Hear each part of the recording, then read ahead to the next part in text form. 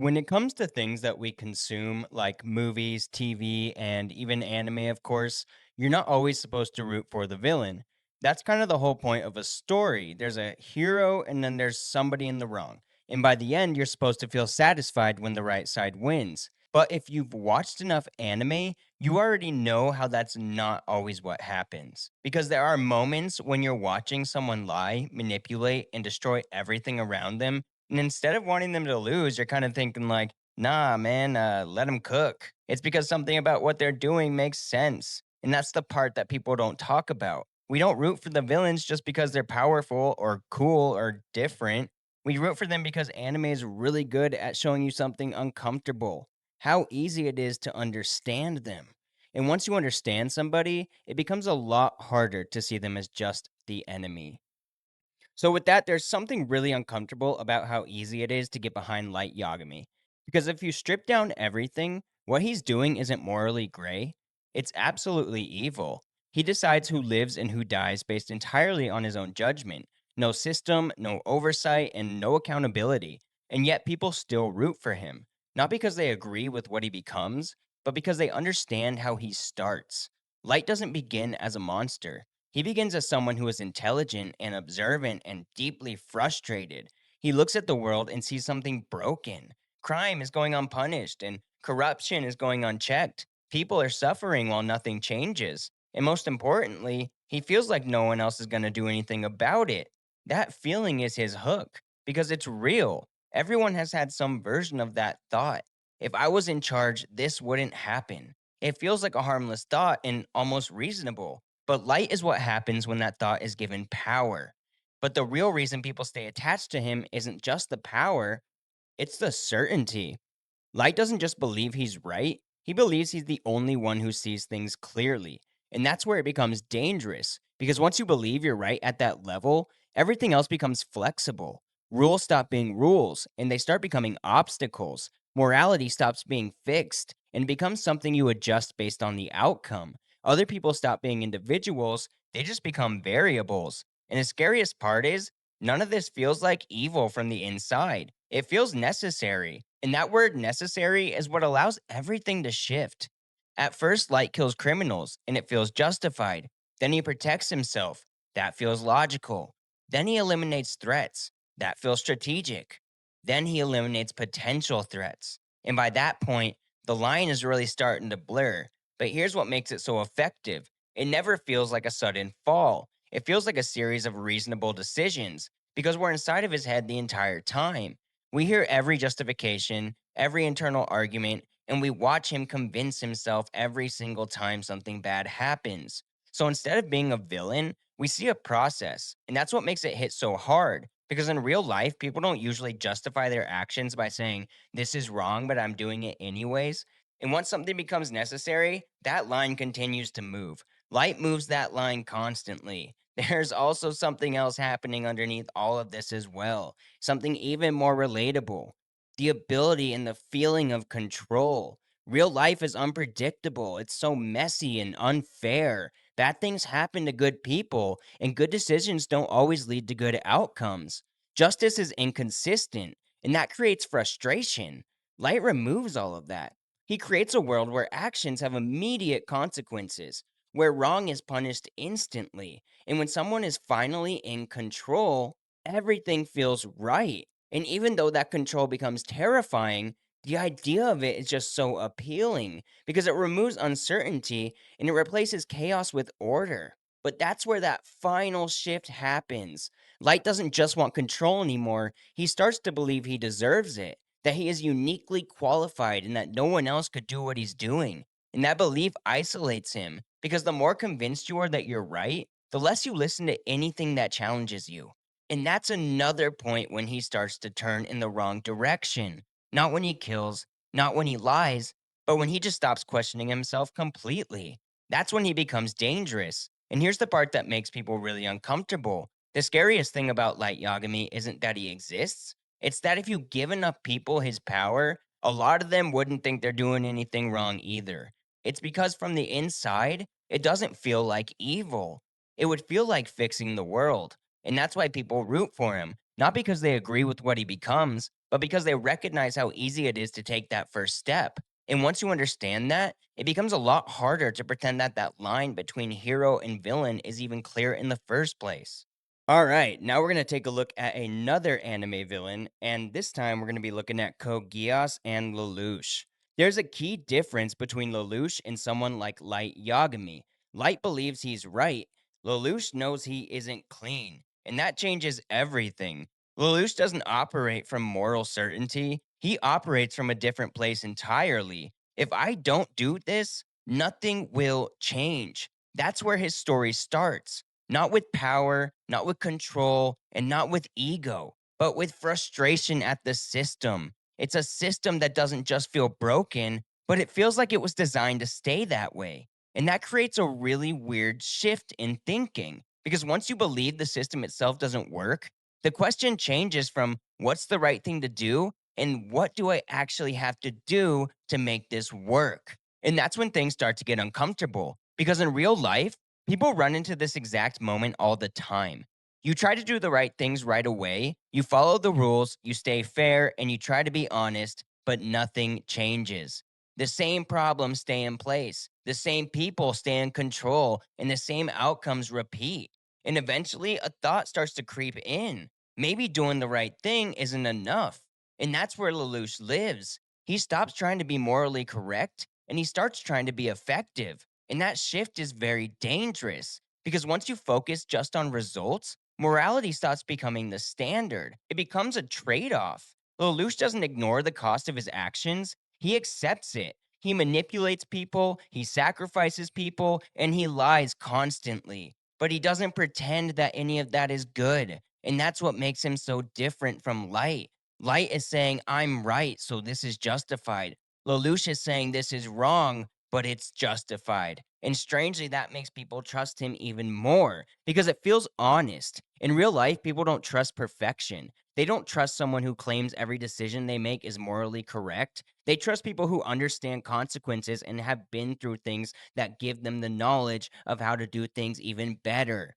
And Lelouch carries everything. Every decision, every sacrifice, every outcome. He doesn't offload it, he doesn't deny it, he just owns it. And that creates something powerful. It's respect without an agreement. You don't have to agree with him to understand why he's doing what he's doing. There's also something else happening underneath all of this, something even more personal. Lelouch represents the moment where people stop asking, what kind of person do I want to be? And what kind of results am I willing to accept? That shift doesn't happen all at once. It starts small. You bend one rule because it works, you justify one decision because it leads to a better outcome, and you tell yourself it's temporary. But then you do it again and again and again. And eventually you stop asking what's right, you only ask what works. That's the psychological path Lelouch walks. And that's why people connect with him, not because they want to be him, but because they recognize the thought process. They've had smaller versions of those moments where doing the right thing felt pointless, where following the rules didn't fix anything, and the only way forward felt like crossing a line. Lelouch just fully crosses it.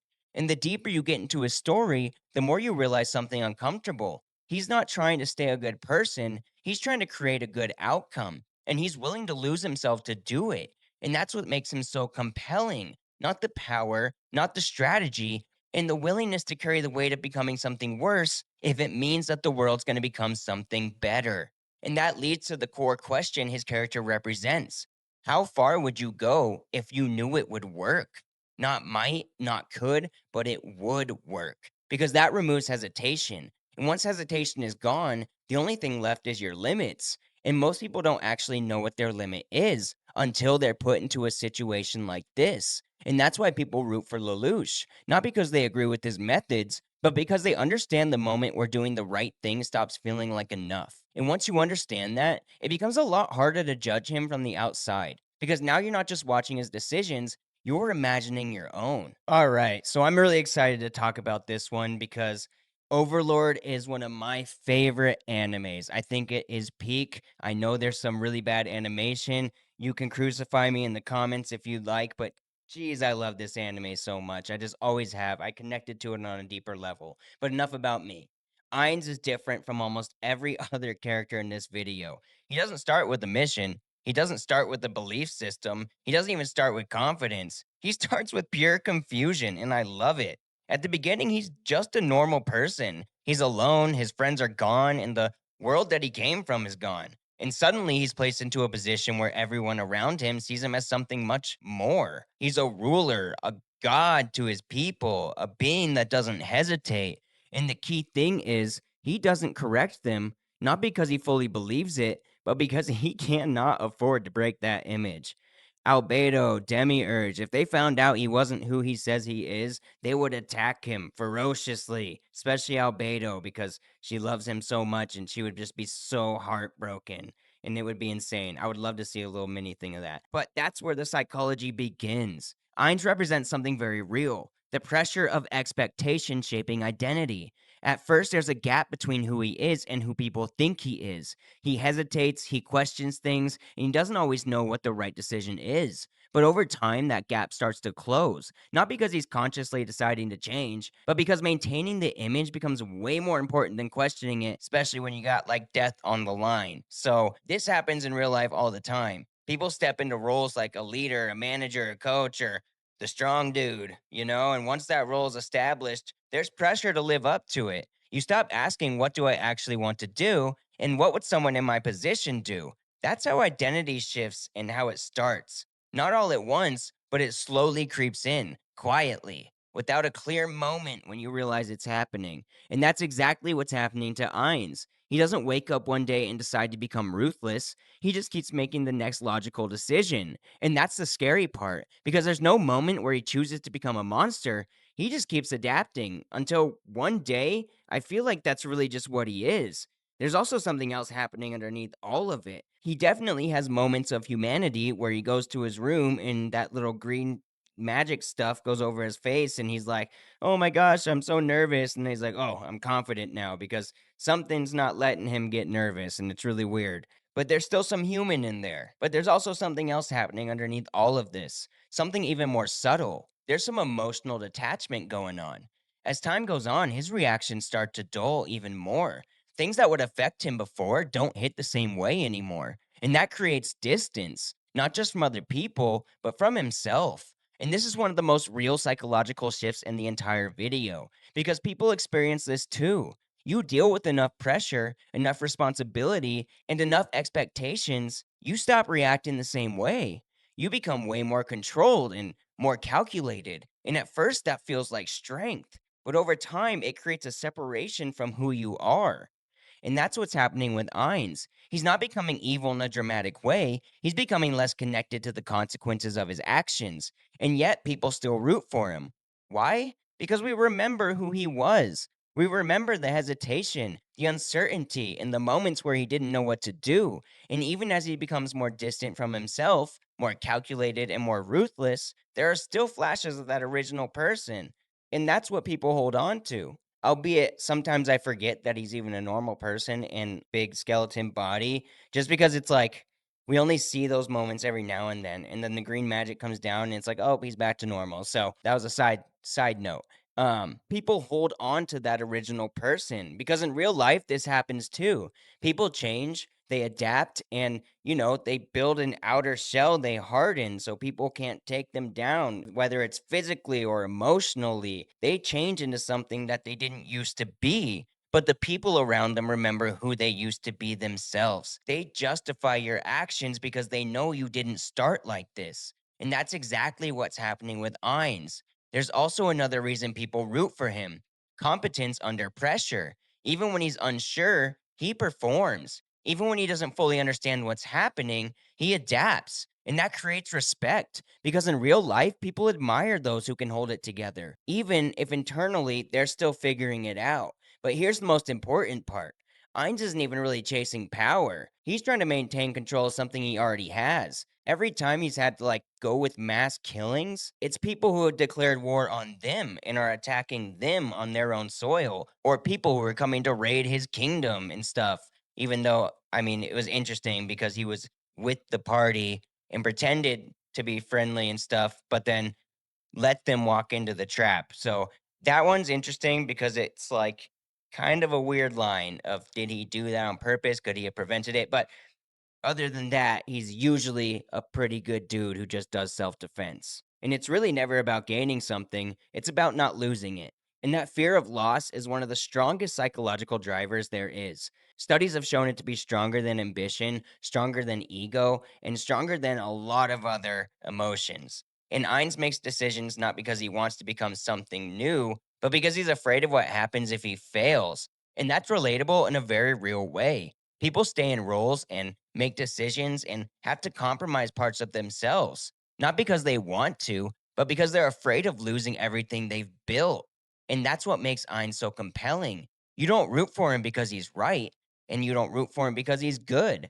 You root for him because you understand the pressure he's under and the person that he is. You understand the expectations. You understand the slow shift from who you are to who you feel like you have to be. And the scariest part is there's no clear moment where he goes too far because it never feels like a sudden change. It just feels like the next logical step.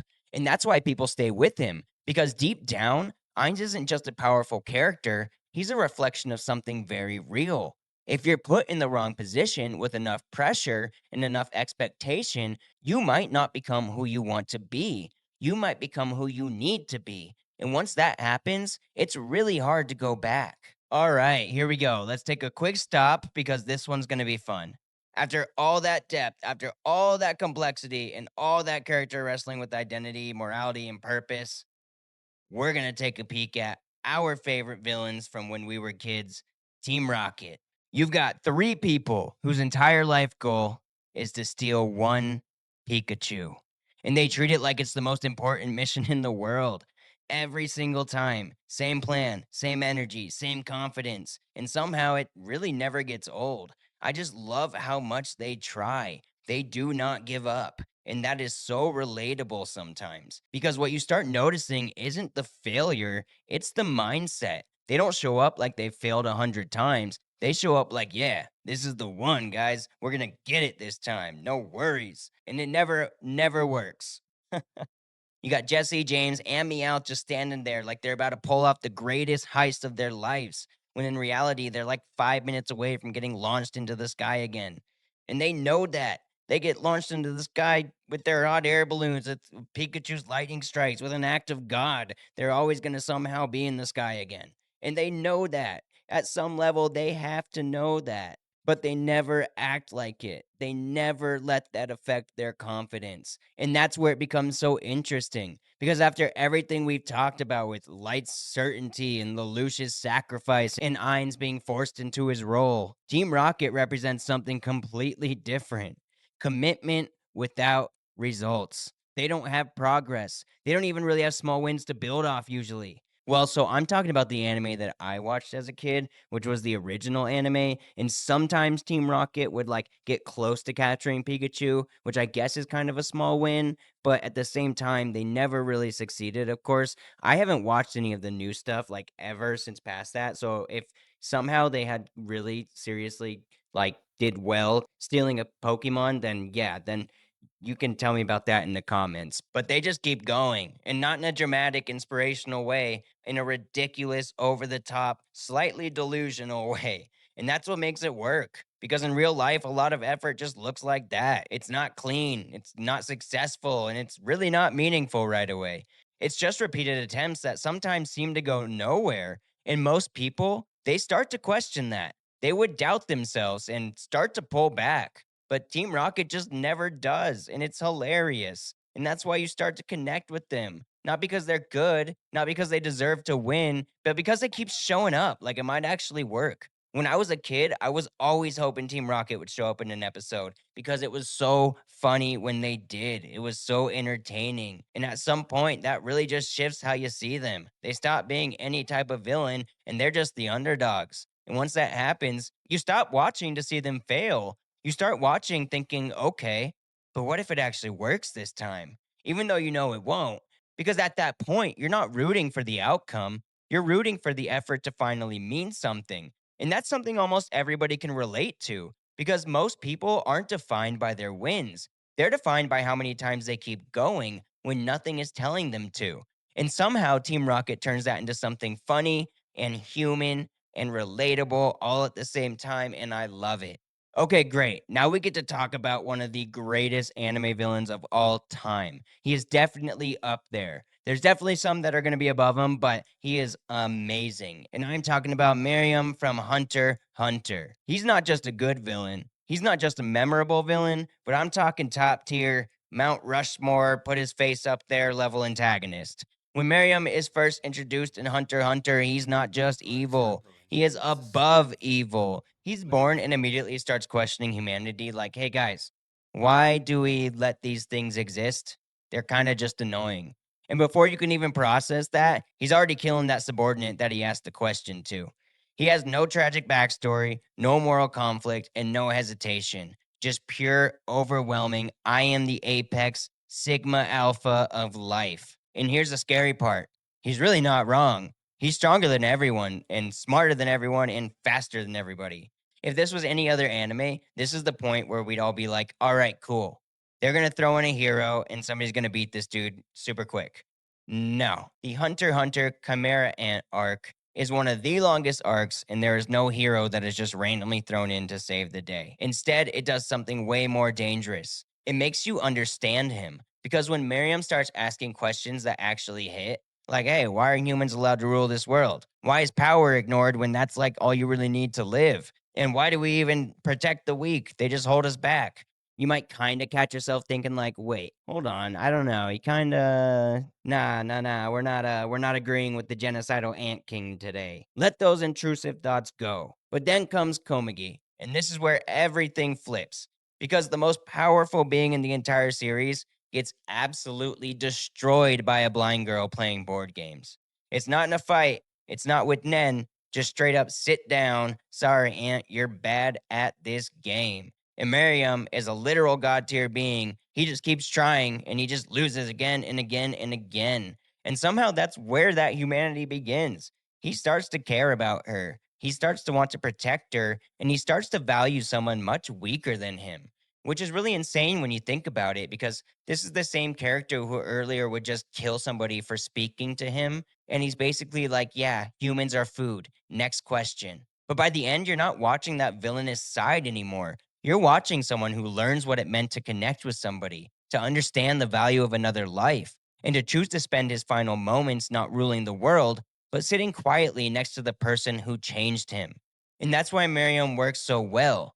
We don't root for him because he's right, or because he's funny, or because he wins. We root for him because he changed. And somehow, the most inhuman character in the entire show becomes the most human one by the end.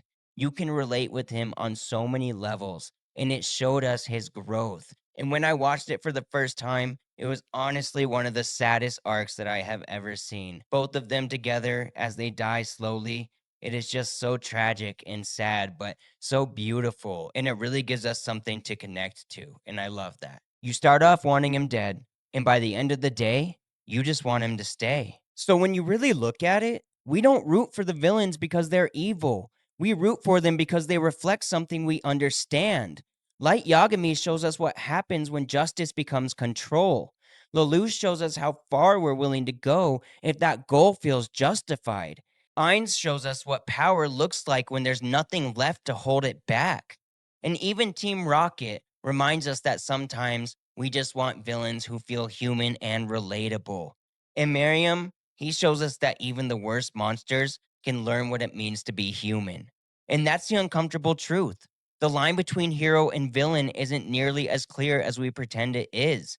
Because under the right circumstances, most of these characters don't feel that far away from us. And maybe that's why we keep rooting for them. Not because we want them to win, but because a part of us understands why they fight in the first place. And if you enjoyed this video, please leave a like and subscribe. This is the longest video I've ever made, my most ambitious one, and I put a lot of heart and soul into it. So I would really appreciate any engagement, comments from you guys. You are awesome. I'm excited to keep dropping these videos, and I hope you guys have a beautiful rest of your day, night, or evening, whatever's going on. Have a good one.